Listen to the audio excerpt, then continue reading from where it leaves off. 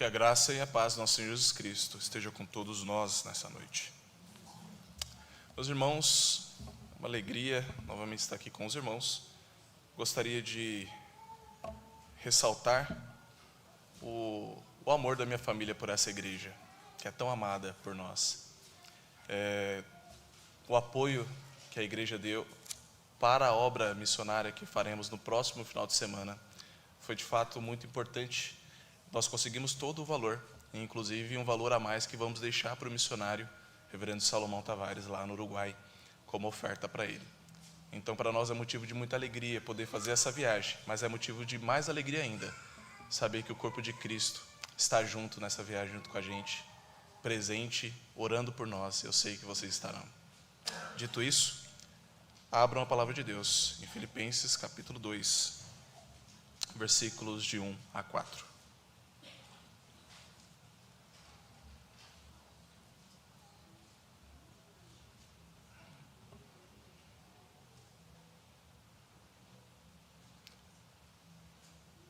Filipenses capítulo 2, versículos de 1 a 4. Diz assim a palavra inerrante do nosso Deus. Se há, pois, alguma exortação em Cristo, alguma consolação de amor, alguma comunhão do Espírito, se há entranhados afetos e misericórdias, completai a minha alegria. De modo que penseis a mesma coisa, tenhais o mesmo amor, sejais unidos de alma e tendo o mesmo sentimento. Nada façais por partidarismo ou vanglória, mas por humildade, considerando cada um os outros superiores a si mesmo. Não tenha cada um em vista o que é propriamente seu, senão também cada qual o que é dos outros. Até aqui a leitura da palavra do nosso Deus. Vamos orar mais uma vez. Senhor nosso Deus, somos gratos a Ti por esta palavra, Pai. Somos gratos a Ti, Deus, porque o Senhor tem, ó Deus, nos instruído domingo após domingo, dia após dia, com a Tua santa palavra. Neste momento, mais uma vez, nos achegamos a Ti, pedindo discernimento da Tua palavra. Que o Senhor, por meio do Teu Santo Espírito, ó Deus, trate o coração de todos nós, para que Tuas palavras entrem em nossos corações, ó Deus, e ache ali solo fértil, para que cresçamos na Tua graça. Oramos em nome de Jesus. Amém. Os irmãos, na noite do dia 13 de novembro de 2024, ou seja, quarta-feira passada, nós tivemos um evento um tanto quanto triste, acontecendo na Praça dos Três Poderes, em Brasília. Um homem revoltado, talvez com o governo, talvez com a vida, foi até a Praça dos Três Poderes, um símbolo de força, paz e estabilidade do governo de Brasília, do governo do Brasil. E lá ele, com fogos, fazendo destes fogos uma espécie de explosivo, começou então a atacar a Praça dos Três Poderes.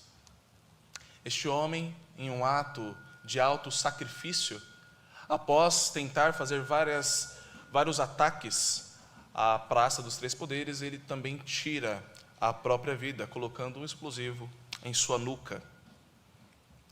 A pergunta que fica ecoando em nossas cabeças, ao vermos esta notícia e tantas outras que nós também vemos: por que esse homem chegou a este ponto?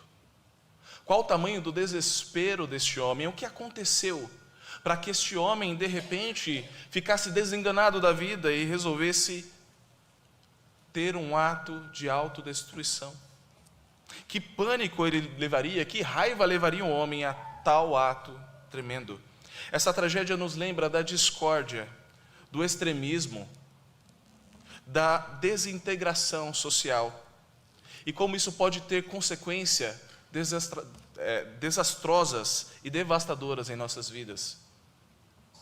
Quando a harmonia ela é extinta, ela é destruída por pessoas que vivem em desespero e sem esperança, de fato, a consequência é agir como este homem, sem nenhuma esperança de que algo possa salvá-lo, sem nenhuma esperança de que alguma coisa possa valer a pena. Isso que vimos ali é apenas a consequência do egoísmo humano, a falta de unidade e a falta do serviço mútuo. Esta é a essência do ser humano. Quando sem Cristo, não se une por nenhuma causa, a não ser pelos seus próprios prazeres, a não ser pelos seus próprios egoísmos.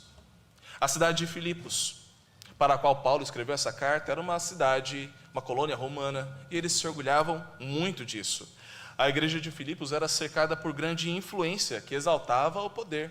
Inclusive, era uma cidade com muitos ex-militares, e eles eram muito, muito orgulhosos. Eles gostavam de ser cidadãos romanos, gostavam de suas regras. Paulo pregava naquela cidade. Além disso, a igreja enfrentava ameaças internas e divisões. Nós vimos algumas pessoas que pregaram o evangelho lá, mas eles não queriam, de fato, que o evangelho propagasse. A intenção da pregação era propriamente egoísta, para que o nome do pregador fosse exaltado.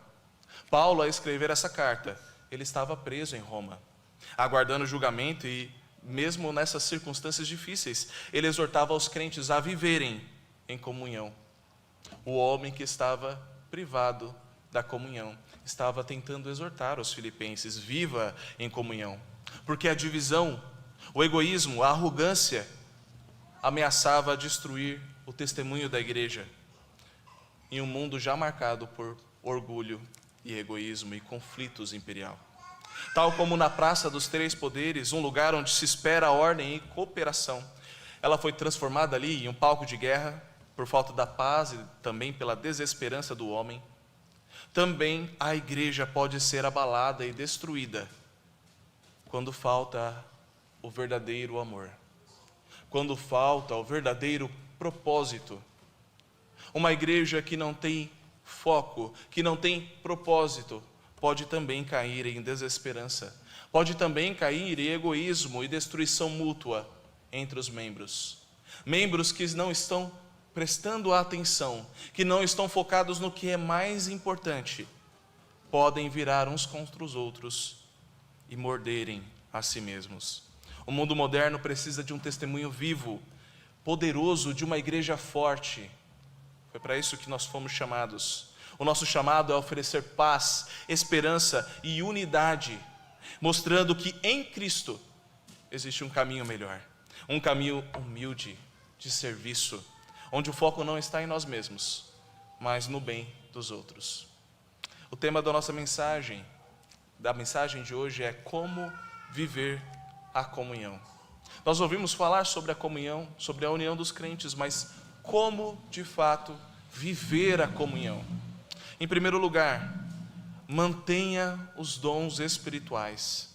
Filipenses 2, versículo 1 diz assim: se há, pois, alguma exortação em Cristo, alguma consolação de amor, alguma comunhão do Espírito, se há entranhados afetos e misericórdias. Aqui Paulo começa dizendo se há, e talvez você pense que isso é algo condicional, ele está colocando uma condição, ou talvez possa ter exortação em Cristo e esses outros dons.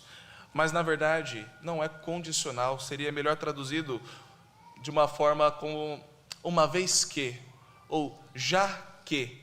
Então, já que existe exortação em Cristo, já que existe consolação, é uma certeza, é uma afirmação. A primeira lembrança que nós temos aqui é alguma exortação. Já que existe alguma exortação em Cristo, e esse termo exortação, por mais que pareça pesado, às vezes a gente fala exortação só no sentido de brigar e chamar a atenção do outro. Mas exortação, no seu sentido original, tem o sentido de encorajamento. Encorajamento mútuo. Nós precisamos ter este encorajamento em Cristo. Nós temos a bênção de conhecer a Cristo, ser encontrado nele. Recebemos o dom da fé. Existe algo em nossos espíritos existe algo melhor do que saber que nós somos filhos e estamos unidos a Cristo. Existe alguma coisa melhor do que isso? É claro que não. Paulo está convidando os filipenses a lembrar do seu status de comunidade amada por Cristo, de igreja amada por Cristo. Todo crente tem recebido esse encorajamento, a exortação, o conforto de Cristo. Nós recebemos isso lendo a palavra do Senhor. Nós recebemos isso orando ao Senhor e recebemos isso também na comunhão. Ninguém pode caminhar desunido com o seu semelhante e ao mesmo tempo estar unido a Cristo. Essas coisas não combinam. Ninguém pode viver a Cristo e ao mesmo tempo odiar o seu irmão. Se Cristo vive em você, você ama o seu irmão. Se Cristo vive em você, você serve. Quem poderia nos dar mais consolo do que o próprio Cristo, do próprio Jesus, que se humilhou, deixou a sua glória celestial e se tornou um servo por amor de nós?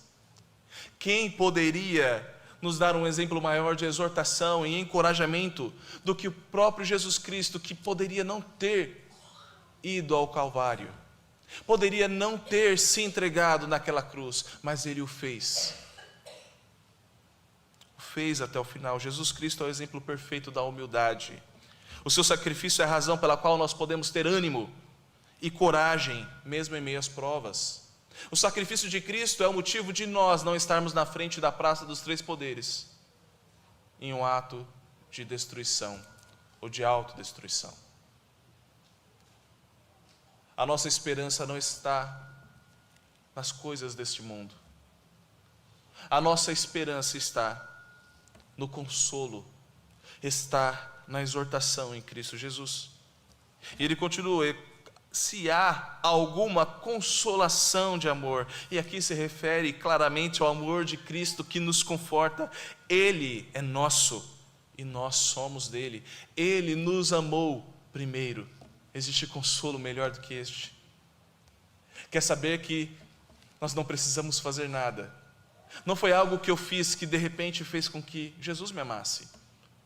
Não foi porque eu vivi uma vida digna e eu vivi muito bem, e aí Jesus ficou olhando e me observando e disse: ok, você está merecendo, vou amá-lo. Não, Cristo me amou e me escolheu antes que eu nascesse, antes que eu estivesse no ventre da minha mãe, antes da fundação do mundo. Este é o maior consolo de todos. Aqui é o amor de Cristo pela igreja que Paulo tem em vista. Ao conclamá-los para que vivam juntos em harmonia, Paulo apela para os mais altos motivos: o amor que o Senhor da igreja nutre pelo seu povo deve motivá-los a viver uma vida digna do Evangelho. Saber que Cristo te ama é motivo de sobra para que você ame outras pessoas. Saber que Cristo te ama é motivo de sobra para viver dignamente de acordo com o Evangelho de Cristo.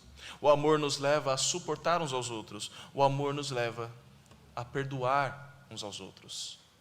Isso consola o nosso coração.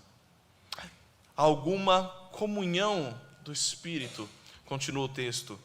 O Espírito nos une como irmãos e irmãs. É por isso que nós, sendo tão diferentes, às vezes nascendo em culturas tão diferentes, talvez sem nenhum laço de sangue, talvez nós nunca nos conheceríamos em lugar nenhum, se nós não fôssemos cristãos. Então, o que une o crente? O que me faz amar uma pessoa que talvez eu nunca teria conhecido? O Espírito que habita em nós. A união com Cristo faz com que todos nós sejamos igreja e tenhamos Cristo como cabeça. Somos um povo só. Temos mais do que o mesmo sangue. Temos a mesma aliança, temos o mesmo Pai, temos o mesmo Senhor, temos o mesmo Cristo. A nossa alegria, de fato, é completa desta forma. Foi Ele, foi Jesus Cristo quem nos enviou o Consolador. O Consolador que nos guia, que nos fortalece e nos une como um só corpo. E ele continua dizendo: se há entranhado afetos e misericórdias. Estas palavras, se há entranhado afetos, Entranhado afetos é uma palavra só no original e tem um sentido muito profundo. É como se fosse o cerne do sentimento. É como se fosse o âmago do seu ser.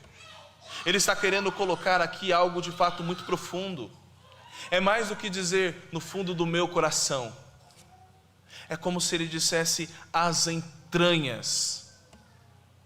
Se você quer dizer que ama alguém de uma forma mais profunda, não diga que ama do fundo do seu coração, diga que ama do fundo das suas entranhas. E talvez os jovens não vão, depende para quem você falar, não vai dar muito certo isso. Mas fazia todo sentido, no fundo das suas entranhas, porque é algo profundo, algo no âmago do seu ser. É assim que Cristo nos amou, com ternura surpreendente. Ele nos mostrou uma infinita afeição. E Paulo está dizendo que há entranhado afetos e misericórdias. Se o crente, de fato, tem entranhado afetos e misericórdias no seu coração, não tem como este crente viver em contenda na igreja. Não tem como esse cristão, e isso aqui é o padrão, nós devemos ser exatamente assim. Não há como esse crente viver de maneira diferente do que amando verdadeiramente o seu irmão. Aqui é literalmente amar do fundo do seu ser. Cristo nos amou dessa forma, com ternura e misericórdia infinita.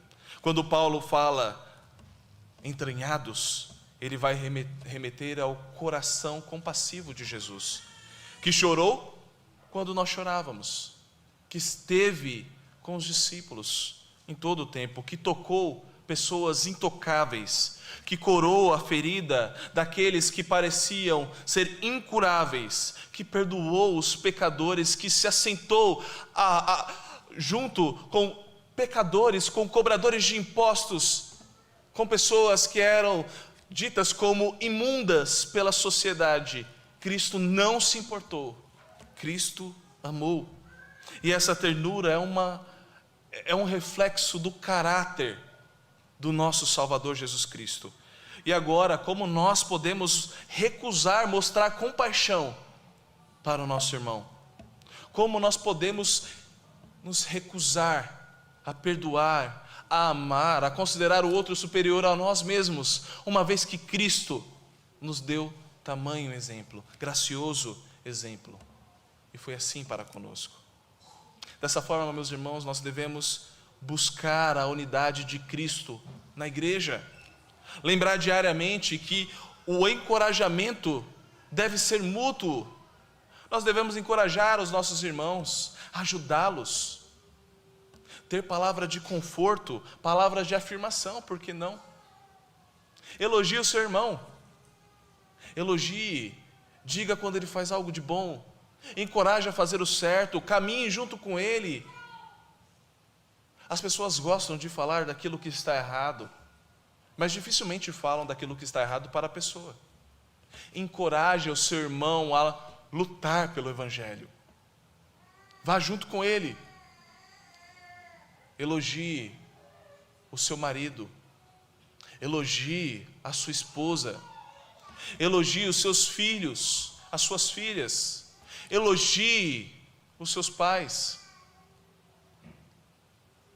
Mostre para ele o quanto você se importa com ele, encoraje, mostre o caminho certo, cultive uma atitude de humildade e serviço, use os dons do Espírito para fazer com que as pessoas ao seu redor amem mais a Cristo, e não que as pessoas ao seu redor, ao descobrirem que você é crente, se enojem da igreja que você está. Em segundo lugar, como viver a comunhão? Cultive a unidade de pensamento e amor. Cultive a unidade de pensamento e amor. Filipenses 2, versículo 2 diz assim: completai a minha alegria, de modo que penseis a mesma coisa, tenhais o mesmo amor, sejais unidos de alma e tendo o mesmo sentimento. Paulo começa aqui dizendo: completai a minha alegria, de forma, vocês já reconheceram esses dons, E eu reconheço que vocês têm esses dons, mas complete a minha alegria. Mostrando aqui uma decisão pontual e decisiva. Paulo está convocando aos crentes a dar-lhe alegria, cumprindo então a sua exortação à unidade. A alegria de Paulo é interligada com o processo espiritual dos filipenses. Essa alegria não é meramente emocional, mas está profundamente conectada com o crescimento e a unidade do corpo de Cristo. Deve-se perceber que as pessoas piedosas, elas têm uma tripla alegria. A primeira alegria é a alegria da fé, pela qual elas se alegram no Senhor. Nós vemos até em Filipenses 4, versículo 4, alegrai-vos no Senhor, alegrai-vos. Nós devemos nos alegrar no Senhor, porque já é grande motivo de alegria. Mas o segundo tipo de alegria refere-se à bem-aventurança completa, que é a alegria eterna, a alegria da vida eterna. É se alegrar na salvação em Cristo Jesus, é se alegrar em saber que nós vamos para o novo céu e na nova terra, e habitaremos com nossos irmãos. Mas existe uma terceira alegria, que é o amor. Paulo quer que essa alegria seja completa, com o amor mútuo, pelo qual nós nos alegramos, quando vemos tudo indo bem para aqueles que estão perto de nós. Paulo está dizendo aqui que a alegria será completa quando ele olhar para a igreja de Filipos e não ver uma pessoa e outra pessoa, mas ver um corpo firme, forte, unido, que se ama verdadeiramente acima de todas as coisas, que tem um grande propósito, que é viver para Cristo. A respeito disso ele diz: alegrai-vos com os que se alegram. Alegrai-vos com os que se alegram. Jesus Cristo é a nossa alegria suprema. Ele é a fonte da nossa felicidade, a razão pelo qual nós vivemos. Cristo é o motivo de toda a alegria. Toda a alegria. Quando você estiver cabisbaixo, triste, pensando até em arrumar confusão, pare. Respira. Cristo é o motivo de toda a alegria. Ele é a fonte da nossa alegria, é a fonte da nossa felicidade. Se você está assim injuriado, você precisa se apegar mais a Cristo, porque Ele é tudo o que importa e nada mais. De modo que penseis a mesma coisa, tenhais o mesmo amor. O verbo penseis aqui aparece várias vezes em Filipenses e não se refere apenas ao lado intelectual do pensamento, mas também na atitude. Não é apenas pensar, mas é pensar e fazer algo como uma disposição da mente e do coração. Isso significa compartilhar o mesmo pensamento e a mesma atitude. Não apenas pensar, mas fazer também a mesma coisa. Será que Paulo está falando aqui que nós devemos ser como robôs? Tenhais a mesma atitude, tenhais o mesmo pensamento, vocês precisam se comportar iguais, vestir-se iguais, fazer a mesma coisa. Se vai tocar violão, todo mundo tem que tocar violão. Se vai cantar, todo mundo tem que cantar. É assim que Paulo está tentando descrever? E é claro que não. Paulo está dizendo que nós devemos ter o mesmo modo de pensar e atitude, mas com a individualidade dos nossos dons. Cada um tem o seu dom, cada um tem essa individualidade, e isso é maravilhoso. Alguns tocam muito bem, outros não tocam muito bem, mas cantam bem. E assim funciona. Funciona no louvor, funciona no coro, funciona na igreja, funciona no serviço mútuo, funciona na diaconia, funciona em todo o corpo de Cristo. Os nossos dons são para ser utilizados para a grande obra do Evangelho. Isso é quer estar unido em um só pensamento, pensamento de caminhar em direção a Cristo. Pensamento de servidão, pensamento de humildade. Este deve ser o pensamento de todos nós mesmos. Pensamento de considerar o outro superior a si mesmo. O nosso chamado a pensar a mesma coisa e ter o mesmo amor não é um apelo vazio. Ele está aqui ancorado em Cristo, que orou pela unidade dos seus discípulos, para que todos sejam um, como tu, ó Pai, és em mim e eu em ti. João 17. A oração que Jesus fez é para que nós sejamos uns com os outros, assim como nós devemos ser um. com Deus. Jesus, ele derrubou a parede de separação entre os judeus e os gentios. Jesus, ele reconciliou todos nós em um só corpo, por meio da sua cruz. Jesus rasgou o véu que separava Deus do seu povo. Por que nós ainda nos comportamos com contendas, tentando trazer separação e guerra dentro da igreja? A igreja é lugar de amor. A igreja é lugar de estabilidade. A igreja é um lugar onde todos nós estamos unidos em uma só missão, em um só amor. E é assim que ele continua: tenhais o mesmo amor.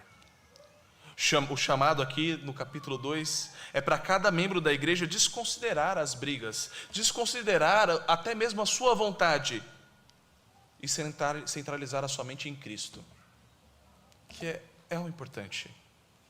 Por exemplo, por vezes, nós, quando amamos alguém, nós nos esquecemos dos defeitos desta pessoa. Mas se nós não amamos, os defeitos ficam evidentes. Eu estava assistindo futebol um dia desses, e quando foi um impedimento para o meu time, a favor do meu time, eu disse: o juiz está certíssimo. Foi mesmo. Mas quando foi exatamente o mesmo lance, o oposto, está tudo errado, o juiz está roubando. Ele com certeza não viu direito, a linha está torta, eu acho que ele não fez a marcação do jeito certo.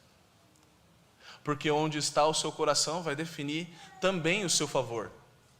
E assim também é com seus irmãos. Quando há contenda, quando há brigas, é muito provavelmente que você não ame o seu irmão. Quando você começa a ver muitos defeitos no seu irmão, demonstra que você também não está amando o seu irmão. Quando nós tivermos experimentado o amor sacrificial de Cristo, e tivermos então o mesmo amor que Cristo teve por nós para com os nossos irmãos, nós vamos experimentar a verdadeira comunhão. Paulo nos exorta a ter o mesmo amor, e esse amor não é um sentimento humano comum, mas um amor sacrificial e redentor, que nós vimos no Calvário. Cristo nos amou até o fim. É este amor que nós devemos ter uns para com os outros. Nós devemos ser unidos em amor. Mais do que isso, Paulo continua: nós devemos ser unidos de alma. De alma. Esse adjetivo, ele sublima a unidade íntima e profunda, sugerindo que os crentes devem ser uníssonos em sentimento e propósito, formando então um corpo coeso, formando então uma unidade firme, sólida, consolidada. O crente tem que ser só um. Isso é maravilhoso. Nós temos que olhar para o lado e nos chamarmos de irmãos, com alegria, não com hipocrisia, de maneira nenhuma. Unidos de alma. Essa unidade, ela é construída sobre um fundamento: a verdade, e nenhum outro fundamento. Esta união precisa estar fundamentada em Cristo. Por isso, a tendência de trazer aquela visão ecumênica de todas as coisas, não importa, o importante é ser unido, o importante é que todas as religiões ali levam para Deus, afirmando que a doutrina é que divide, enquanto o amor nos une. Tudo isso é uma falácia. O único amor que une verdadeiramente é o amor em Cristo Jesus, porque é o único amor real. As pessoas vivem falando sobre o amor, o mundo vive cantando e dizendo e fazendo poemas sobre o amor, mas eles não fazem ideia do que é o amor. O amor só é verdadeiro quando é fundamentado na verdade, que é Cristo Jesus. Nós precisamos sempre estar unidos nisso. Se na sua família as suas prioridades estão desordenadas, este também é um convite para que você seja um com a sua família. Por vezes esta mensagem, ou ao ler isso, você pode pensar: ok, esta passagem está falando sobre a igreja. Esta passagem está dizendo, então eu devo me achegar à igreja e devo olhar para os meus irmãos e devo tratá-los de maneira com unidade, tratá-los como irmãos. Mas a grande verdade é que tem muitos que tratam até os irmãos da igreja muito bem, mas ao chegar em casa, não trata os seus da mesma maneira. Não trata a sua família com amor, com unidade. Não trata o seu filho como irmão em Cristo. Não trata o seu pai como irmão em Cristo. E é assim que nós devemos nos comportar também nos nossos lares. Se você ama mais a sua família do que ama a Cristo, você está errado. Mas se você ama mais o seu filho do que o seu cônjuge, você também está errado. Você deve cuidar da sua família. Você deve cuidar desse ministério tão precioso que Deus colocou em sua mão, em nossas mãos. Administrar isso é também praticar o amor sacrificial dentro do lar. O marido tem que lavar a louça de vez em quando. Tem que se esforçar. A mulher também precisa se esforçar. É difícil ser submissa a um homem que por vezes se comporta de uma maneira que não é adequada. Mas esteja junto com seu marido, encorajando, consolando. É assim que Paulo quer que nós tratamos, é assim que Cristo nos convoca a sermos igreja na nossa casa também. A verdadeira comunhão começa dentro de casa. Se você vive em constante pé de guerra na sua casa, reveja seu amor por Cristo. Reveja como você tem tratado os seus. Nós precisamos viver essas verdades para que não caiamos na hipocrisia. Ame os seus irmãos com o amor de Cristo. Isso significa sacrificar o próprio conforto pelo bem dos outros. Isso significa procurar e resolver conflitos com graça e perdão. Na igreja, você é aquele que as pessoas procuram para resolver conflitos? Você é aquele que as pessoas procuram para tirar conselhos? Ou você é aquele que as pessoas fogem porque você só sabe falar de coisas ruins? Porque tudo o que você vê é um lado mau. Quem é você? Promova a harmonia na igreja. Promova o amor dentro do seio da igreja. Em terceiro e último lugar, sirva com humildade e consideração.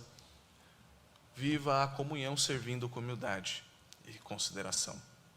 Filipenses 2, versículo 3 diz: nada façais por partidarismo ou vanglória, mas por humildade, considerando cada um os outros superiores a si mesmo. Não tenha cada um em vista o que é propriamente seu, senão cada qual o que é dos outros. Em contraposição aos que pregavam o evangelho de maneira errada, pregavam o evangelho por vanglória ou benefício próprio, Paulo está aqui exortando os filipenses a serem humildes de mente.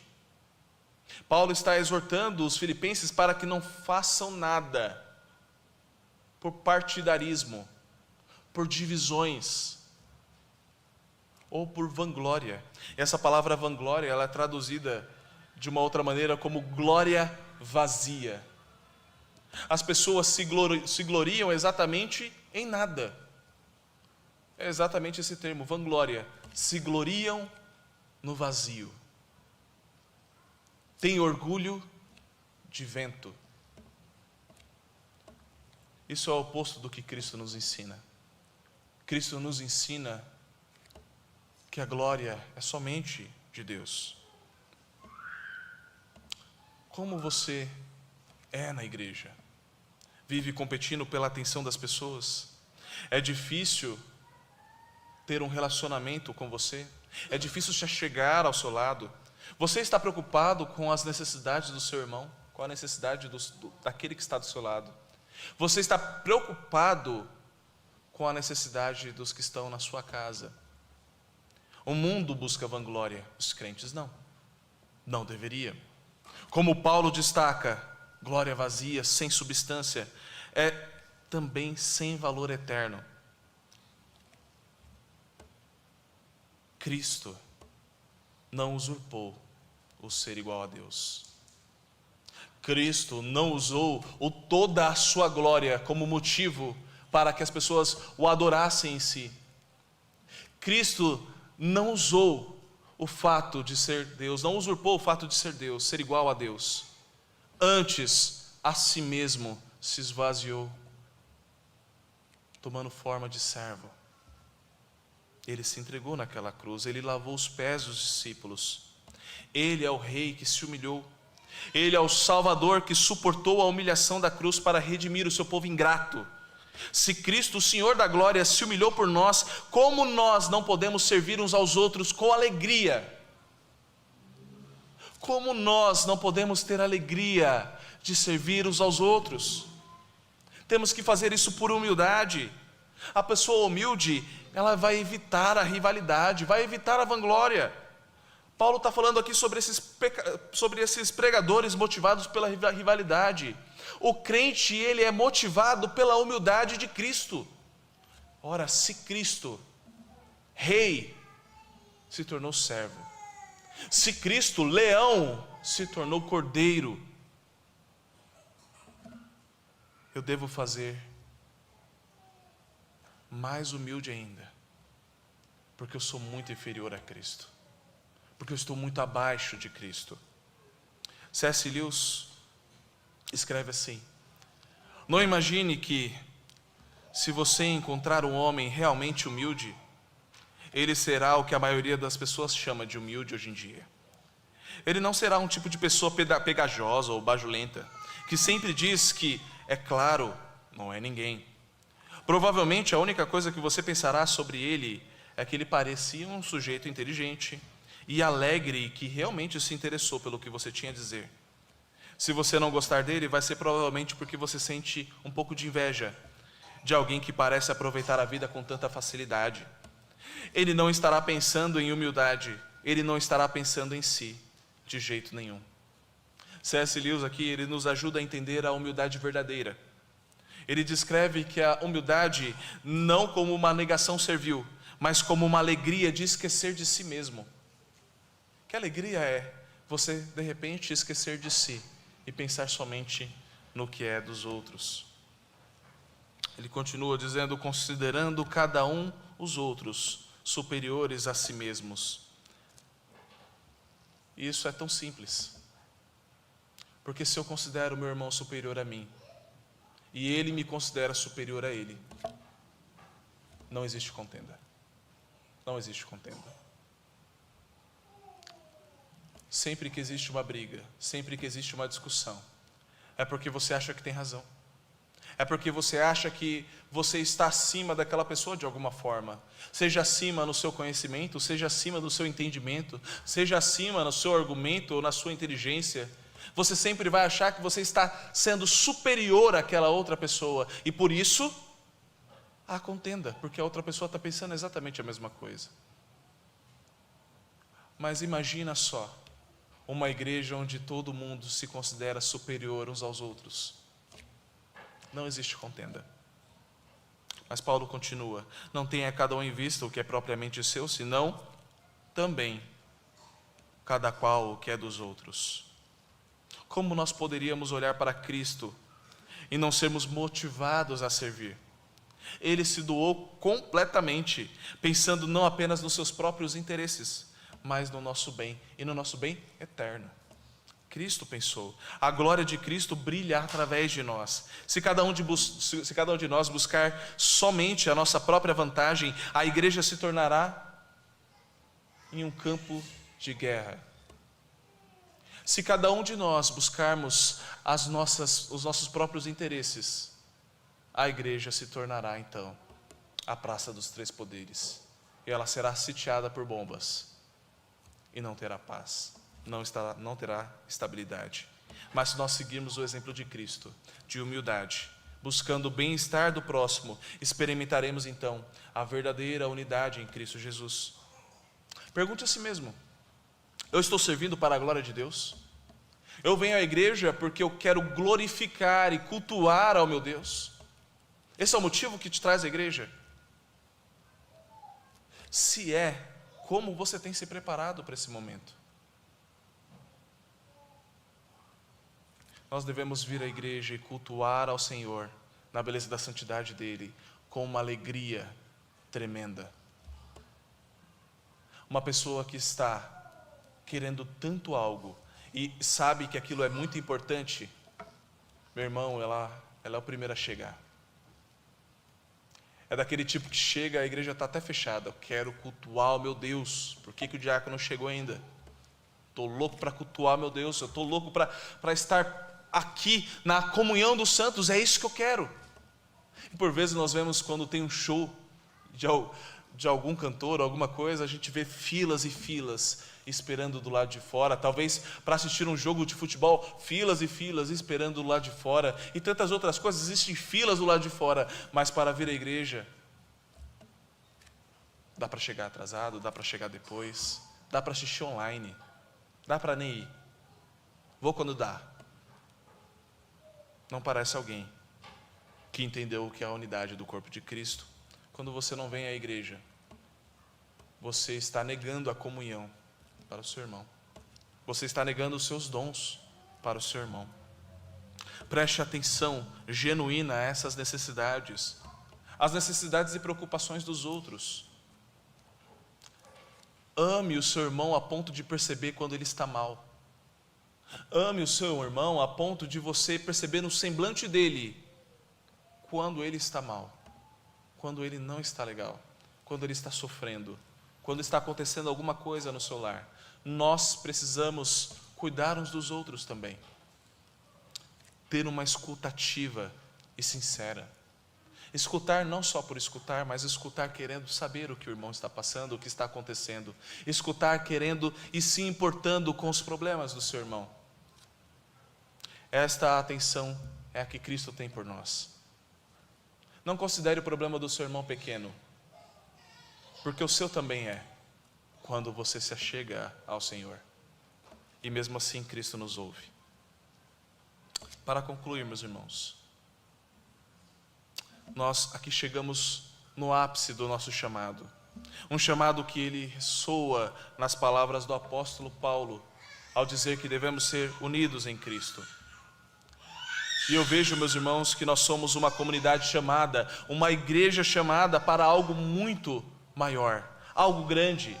Nós somos chamados para mantermos os dons espirituais em unidade, porque em Cristo há a exortação, a consolação de amor, a comunhão de espírito. Nós somos chamados a amar com o mesmo amor, a viver com a mesma mente e com o mesmo propósito. Nós somos chamados a servir com humildade e consideração uns aos outros, como Cristo que se humilhou e serviu, não buscando satisfazer os seus próprios desejos, mas ao povo, a redenção. Imagina você, por um instante imagina, uma igreja transformada pelo poder de Cristo, uma igreja onde os dons espirituais fluem com graça, onde os corações são elevados por um encorajamento mútuo que só Cristo pode dar. Eu imagino uma igreja onde o amor é muito mais do que palavras vazias, onde as disputas se dissolvem diante da lembrança do amor sacrificial de Cristo Jesus. Não há contendas ao nos lembrarmos de quem Cristo é e o que Ele fez por nós. Nós podemos imaginar uma igreja onde os lares são restaurados, onde pais e mães colocam Cristo no centro de suas famílias. Imaginar uma igreja onde os maridos e as esposas vivam em harmonia, refletindo a unidade de Cristo como igreja. Imaginar uma igreja onde os irmãos se perdoam, sem necessidade de intercessão, onde os conflitos dão lugar à redenção e reconciliação, onde o amor cobre a multidão de pecados. Isso não é um sonho, é o que Cristo tem para nós, é o que Cristo quer para nós, é a realidade de Cristo que Ele já comprou naquela cruz. Tudo isso é possível para nós. Ele se esvaziou de toda a sua glória para nos servir, para nos amar, para nos unir em um só corpo.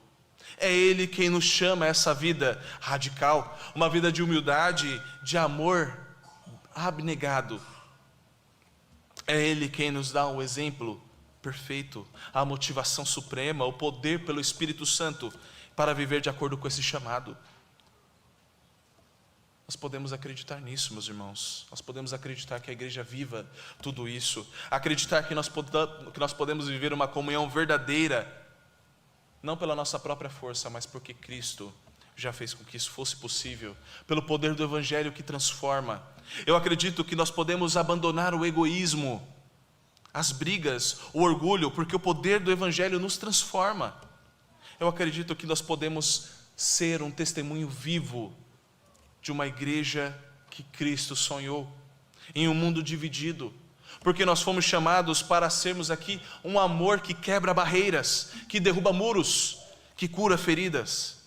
Nós precisamos ser uma igreja que reflete Cristo, uma igreja onde ninguém é deixado para trás, uma igreja onde ninguém é rejeitado, uma igreja onde cada dor é compartilhada, onde cada necessidade é suprida pelo amor dos irmãos em Cristo. Uma igreja que olha ao mundo, mas que não admira o mundo, que olha ao mundo e cuida do mundo. Essa mudança pode acontecer hoje na sua família. Essa mudança pode acontecer hoje na sua casa. Essa mudança pode acontecer hoje na sua forma como você lida com seus irmãos. Mas tudo começa quando nós olhamos para Jesus, quando nós nos rendemos a Jesus, quando nós deixamos o seu amor que é tão abrangente falar mais alto do que o nosso egoísmo e a nossa vontade. Que Cristo seja exaltado em cada palavra nessa igreja, cada atitude, em cada gesto, em cada amor. Que Cristo seja exaltado na sua vida, na sua casa, nos seus relacionamentos, com seus amigos, com seus familiares. E que esse amor nos consuma e nos transforme em servos verdadeiros, em verdadeiros adoradores em Cristo Jesus. Que Cristo seja exaltado hoje e para sempre, e que o Senhor nos capacite. Amém.